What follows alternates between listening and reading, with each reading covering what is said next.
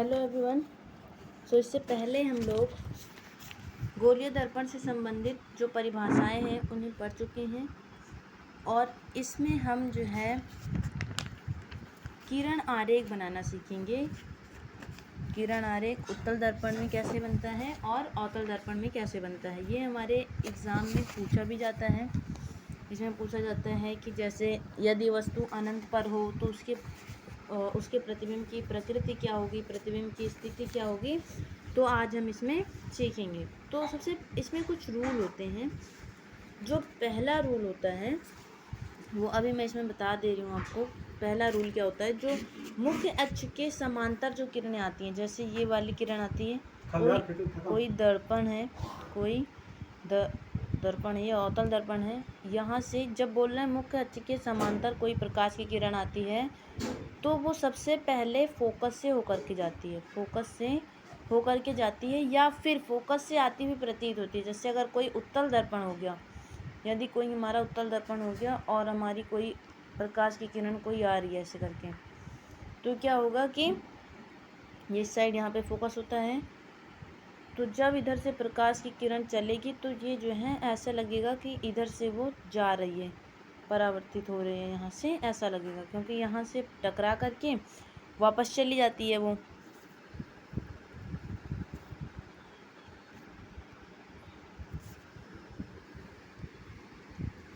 और दूसरी कंडीशन क्या होती है, दूसरी कंडीशन ये होती है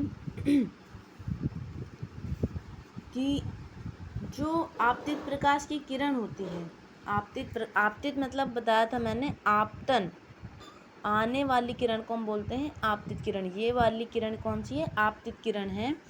जो आपतित किरण केंद्र सी से होकर के गुजरती है अथवा सी की सीध में जा रही होती है, दर्पण पर अभिलंब पड़ती है, परावर्तन के पश्चात उसी मार्ग में वापस लौट जाती है।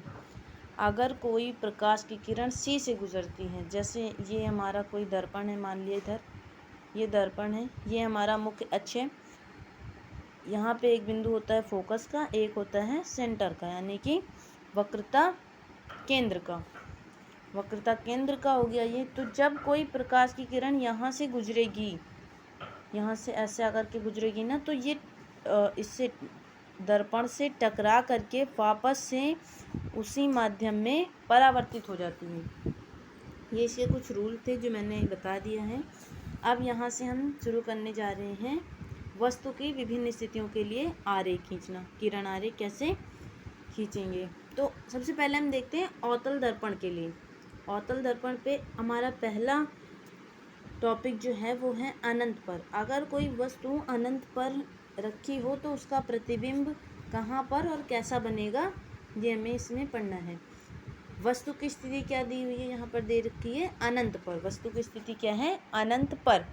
प्रतिबिंब कहाँ पर बनेगा, ये हमने माना ये हमारा हो गया दर्पण, दर्पण हो गया, इस पे कलई की हुई है और ये हमारा हो गया मुख्य अक्ष।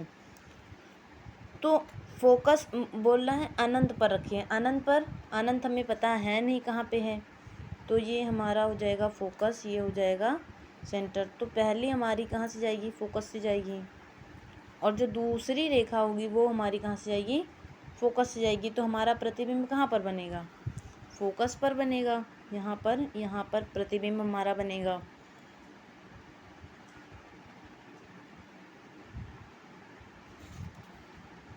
ये प्रतिबिंब यहाँ पर बना आई पर।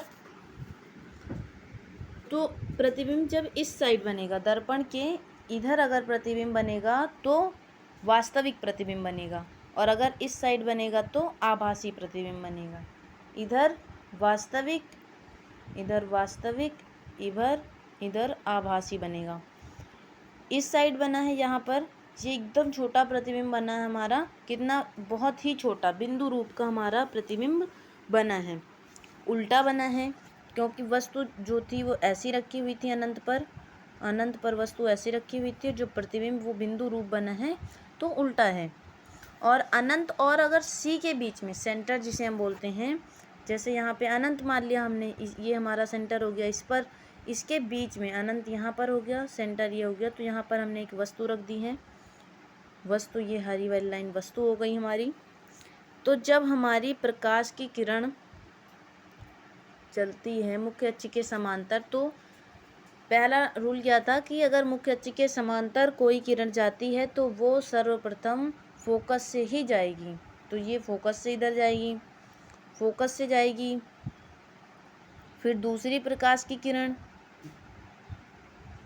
ये जो है ऐसे फोकस से जाएगी। दूसरी प्रकाश की किरण सेंटर से जाएगी, पहली जाएगी तो ऐसे आकर के फोकस से जाएगी। दूसरी प्रकाश की किरण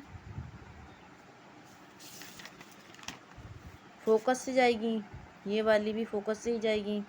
तो हमारा प्रतिबिंब कहाँ पर बनेगा? सी और एफ के बीच पे बनेगा। सी और एफ के बीच में बनेगा। प्रतिबिंब कैसा बनेगा? वास्तविक बनेगा, क्योंकि इस साइड बना हुआ है, इसके लिए वास्तविक बनेगा। उल्टा बनेगा, क्योंकि वस्तु हमारी ऐसी रखी हुई थी और प्रतिबिंब हमारा नीचे की ओर बना है, तो उल्टा बना है। और वस्तु से छोटा बना है प्रतिबिंब। वस्तु इतनी बड़ी थी, प्रतिबिंब इतना बड़ा बना है, तो ये वस्तु से छोटा प्रतिबिंब बना है। फिर तीसरा आता है, अगर सेंटर पर ही कोई वस्तु रखी हो। अगर कोई वस्तु सेंटर पर ही रखी हो तो ये हमारा एक हो गया अवतल दर्पण। अवतल दर्पण पे अगर कोई वस्तु सेंटर पर ही रखी है तो पहली जो प्रकाश किरण होगी मुख्य अक्ष के समांतर जाएगी, वो फोकस से चली जाएगी। दूसरी जाएगी तो फोकस से चली जाएगी। उसके बाद पे प्रतिबिंब कहाँ बनेगा? सी तथा एफ। सी अगर कोई वस्तु सी पर रखी है तो प्रतिबिंब सदैव सी पर ही बनेगा। जैसे ये हमारा एक दर्पण हो गया, ये मुख्य अक्ष,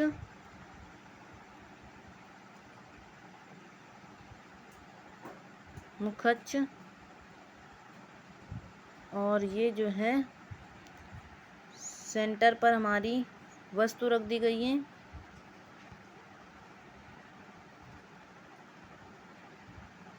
यहाँ पर हो गया फोकस। पहली वाली सेंटर से जाएगी ऐसे आकर के फोकस से चली जाएगी। दूसरी वाली आएगी यहाँ से आएगी तो ऐसे टकरा करके दर्पण से वापस जाएगी, तो ये यहाँ पर प्रतिबिंब बना रही है। जैसे हम मिला देंगे तो पहली चीज़ तो ये यहाँ पर ऐसे बन रहा है, इस प्रकार से बन रहा है, तो ऐसे बन रहा है जब ये, तो प्रतिबिंब हमारा वस्तु ऐसे रखी थी, प्रतिबिंब हमारा ऐसे बन रहा है, तो ये उल्टा बन रहा है और वस्तु के बराबर बन रहा है, क्योंकि सेंटर पर रखी थी तो सेंटर पर ही बनेगा। दूसरा हमारा है सी तथा एफ के बीच। जब वस्तु की स्थिति कहाँ हो? सी तथा एफ के बीच में हो, सेंटर और फोकस के बीच में हो। सेंटर और फोकस के बीच में अगर होगी तो पहली प्रकाश की किरण सेंटर से यहाँ से जो मुख्य अक्ष के समांतर होगी, मुख्य अक्ष के समांतर होने के बाद कहाँ से आती है? फोकस से जाती है, तो फोकस से चली जाएगी। फिर दूसरी यहाँ से आ करके जाएगी जब, तो ये दोनों रेखाएं जहाँ पर आपस में मिलती हैं वहीं पर हमारा प्रतिबिंब बनता है, और ये हमारा प्रतिबिंब आई डैश पर बन जाएगा। तो ये उल्टा बन रहा है, वस्तु से बड़ा प्रतिबिंब यहाँ पर बन रहा है, और प्रतिबिंब इस दिशा में है तो वास्तविक है। दर्पण के सामने की ओर होगा तो वास्तविक, दर्पण के पीछे हुआ तो आभासी। और अवतल दर्पण में एक ही स्थिति पर होता है आभासी, वरना सभी स्थितियों में वास्तविक ही होता है प्रतिबिंब। जब दर्पण के पीछे बनता है, एफ तथा पी के बीच में जब रखा होता है तभी आभासी बनता है, नहीं तो सभी स्थितियों में वास्तविक ही प्रतिबिंब बनता है। अब हमारा अगला टॉपिक है एफ पर हो। अगर वस्तु कहाँ पर रखी हो? फोकस पर ही वस्तु रखी हो। तो अभी तक तो मुख्य अक्ष के समांतर होने के बाद फोकस से गुजर रही थी, अब बोल रहा है कि फोकस पर ही वस्तु रखी हो। तो फोकस पे हमारी वस्तु रख गई। यहाँ से जब मुख्य अक्ष के समांतर फिर चलेगी प्रकाश की किरण, तो फिर वो फोकस से ही जाएगी। दूसरी किरण हमारी सेंटर से जाएगी, तो जब ये दर्पण की ओर जाएगी, दर्पण की ओर जाएगी, फिर दर्पण से टकरा करके इस दिशा में चलेगी। उसके बाद में ये हमारी ऐसे ही रेखा प्रकाश की किरण वापस ऐसे सीधे समांतर चली जाएगी, तो ये कहाँ पर मिलेगी नहीं पता, तो इसे कहाँ पर बोल देते हैं हम, अनंत पर बनेगा। प्रतिबिंब फोकस पर होगा तो अनंत पर बनेगा। फिर हमारा है एफ तथा पी के बीच में जब वस्तु रखी हो, फोकस और ध्रुव के बीच में रखी हो, फोकस और ध्रुव के बीच में रखी रहेगी तो पहले तो वस्तु की वो देख लेंगे हम। उसके बाद पे फिर मुख्य अक्ष के समांतर होने के बाद पहले फोकस से जाएगी, फिर दूसरी वाली कहाँ से, ऐसे होकर के सेंटर से जाएगी। सेंटर के बाद ये दोनों आपस में कभी नहीं मिलेंगे, तो हम इसे पीछे ले जा कर के पीछे की ओर मिलाते हैं, पीछे की ओर। जब पीछे मिलाएंगे तो हमारा आई प्रतिबिंब बनेगा। तो ये क्या सीधा बनेगा, जैसी वस्तु थी वैसा ही दिखेगा हमें। दाहिनी ओर वस्तु थी तो दाहिनी ओर ही दिखेगा हमें, ऐसा कुछ दिखेगा, तो सीधा बन रहा है। और दर्पण के पीछे अगर बन रहा है तो कैसा प्रतिबिंब हुआ, आभासी प्रतिबिंब हुआ। और कैसा हुआ, वस्तु से बड़ा भी है। वस्तु कितनी है हमारी, वस्तु की स्थिति तो इतनी सी है और प्रतिबिंब इतना बड़ा है, तो वस्तु से बड़ा है, आभासी है और सीधा है, दर्पण के पीछे है। ये सारी हो गए अवतल दर्पण के बारे में, और अवतल दर्पण पे प्रतिबिंब और उसकी स्थिति हो गई। उत्तल दर्पण पे सिर्फ एक ही कंडीशन होती है, दर्पण के लिए है ये, सिर्फ एक कंडीशन होती है जिसमें प्रतिबिंब बनता है आभासी, सीधा तथा वस्तु से छोटा, जब वो कोई सीमित दूरी पर रखी होती है। जैसे कि अवतल दर्पण के लिए हमने मान लिया कि अवतल दर्पण के लिए ये हमारा कोई अवतल दर्पण है, अवतल दर्पण है कोई, तो ये मुख्य अक्ष हो गई। मुख्य अक्ष के बाद यहाँ पर एक सीमित दूरी पर एक कोई वस्तु रख दी गई है, वस्तु रख दी गई है।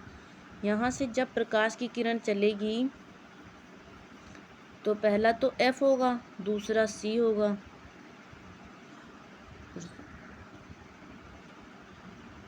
ये हो गया अवतल दर्पण मुख्य अक्ष। फिर यहाँ पर सीमित दूरी पर एक वस्तु रख दी है मैंने A B, जिसका नाम है, यहाँ से जब प्रकाश की किरण चलेगी यहाँ पर एक होता है F फोकस, दूसरा C सेंटर यानी कि वक्रता केंद्र। तो जो पहली होगी वो पहले तो यहाँ से टकरा करके प्रकाश की किरण परावर्तित हो जाएगी। फिर क्या होता है कि जब उत्तल दर्पण होता है तो उसमें क्या आभास होता है, आभास होता है कि फोकस से आ रही है, कोई प्रकाश की किरण फोकस से आ रही है, तो हम इसे डैश डैश करके मिला देते हैं। दूसरी प्रकाश की किरण कहाँ से जाती है, जब दूसरी प्रकाश की किरण चलेगी तो सेंटर से जाएगी, और सेंटर से कोई भी प्रकाश की किरण जाती है तो उसी दिशा में वापस लौट जाती है, वो कहीं पर भी परावर्तित नहीं होती, परावर्तन के पश्चात वो उसी दिशा में वापस लौट जाती है। तो प्रतिबिंब हमारा बनेगा P, यहाँ पर एक ध्रुव है P तथा F के बीच में, ये जहाँ पे काटा है इसने, और यहाँ पर P है, यहाँ पर F है, तो ये हमारा प्रतिबिंब, ये वाला हमारा प्रतिबिंब यहाँ पर बनेगा। ये हो गए उत्तल और अवतल दर्पण के लिए किरण आरेख और इसकी स्थिति, प्रतिबिंब की प्रकृति, वस्तु किस जगह पे है, ये सारी हो गई। और इसके आगे है गोलीय दर्पण के लिए फोकस दूरी तथा दर्पण से वस्तु और प्रतिबिंब की दूरियों में संबंध। तो हम जो है अब न्यूमेरिकल के लिए सूत्र निकालेंगे इससे अगली वाली वीडियो में, जिसमें अवतल दर्पण के लिए भी होगा और उत्तल दर्पण के लिए भी होगा।